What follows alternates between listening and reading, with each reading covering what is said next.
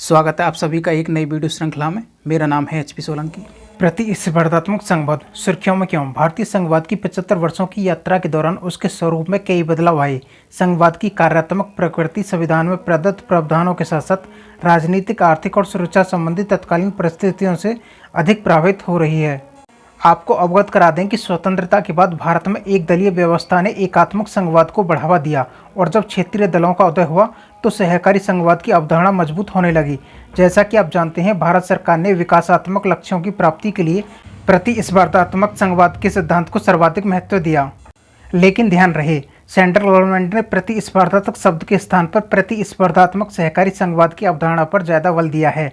दरअसल प्रतिस्पर्धात्मक संघवाद क्या है तो आपको बताते चलें, यह ऐसी अवधारणा है जिसमें केंद्र व राज्यों के बीच या फिर राज्यों के बीच विकास, न्याय, कानून एवं प्रशासन जैसे लोगों के जीवन से जुड़े महत्वपूर्ण विषयों पर स्वस्थ व स्वच्छ प्रतिस्पर्धा होती है। ध्यान रहे कि केंद्र व राज्यों के बीच जो प्रतिस्पर्धा होती है उसे हॉरिजॉन्टल कंपटीशन कहते हैं, जबकि राज्यों के बीच प्रतिस्पर्धा को वर्टिकल कंपटीशन की संज्ञा दी जाती है। प्रतिस्पर्धात्मक संघवाद की महत्वपूर्ण विशेषताएं: राज्यों को लाभ के लिए आपस में तथा केंद्र के साथ प्रतिस्पर्धा करने की आवश्यकता होती है। उल्लेखनीय है कि निवेश तथा रोजगार आकर्षित करने हेतु राज्य एक दूसरे के साथ प्रतिस्पर्धा करते हैं, जिसके लिए प्रशासन में दक्षता को प्रोत्साहित किया जाता है तथा इससे विकासात्मक गतिविधियों यानी डेवलपमेंटल एक्टिविटीज में वृद्धि होती है।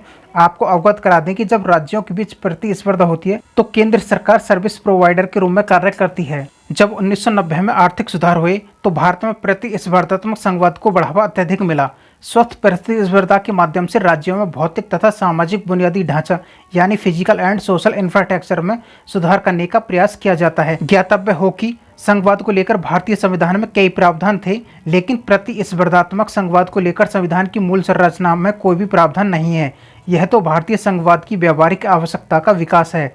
प्रतिस्पर्धात्मक संघवाद को बेहतर परिणाम की प्राप्ति हेतु यह आवश्यक हो जाता है कि इसकी प्रक्रिया में किसी भी प्रकार के प्रतिबंध व हेराफेरी न हो। भारत में संघवाद से जुड़े मुद्दों के समाधान के लिए केंद्र व राज्यों के बीच कई संवैधानिक, वैधानिक एवं गैर संवैधानिक संस्थाओं की स्थापना की गई। अनुच्छेद 280 के तहत गठित वित्त आयोग राजकोषीय संघवाद का सबसे अच्छा उदाहरण है।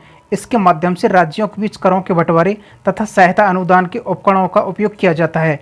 जीएसटी परिषद भी इसका एक अच्छा उदाहरण है। वर्तमान में नीति आयोग ने संघवाद को सहकारी तथा प्रतिस्पर्धात्मक स्वरूप प्रदान करने में सर्वाधिक महत्वपूर्ण भूमिका निभाई है। ध्यान रहे, नीति आयोग राज्यों की क्षमता निर्माण तथा नीति निर्माण के क्षेत्र में सहायता करता है।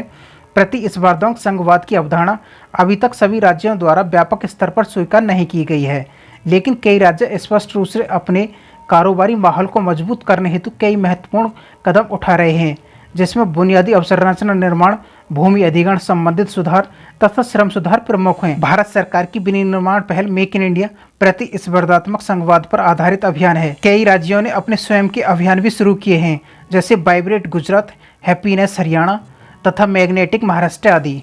आपको हमारी ये वीडियो श्रृंखला कैसी लगी? आप लाइक या डिसलाइक का चुनाव कर सकते हैं। साथ ही एचपी सोलंकी स्टडी को सब्सक्राइब भी कर सकते हैं।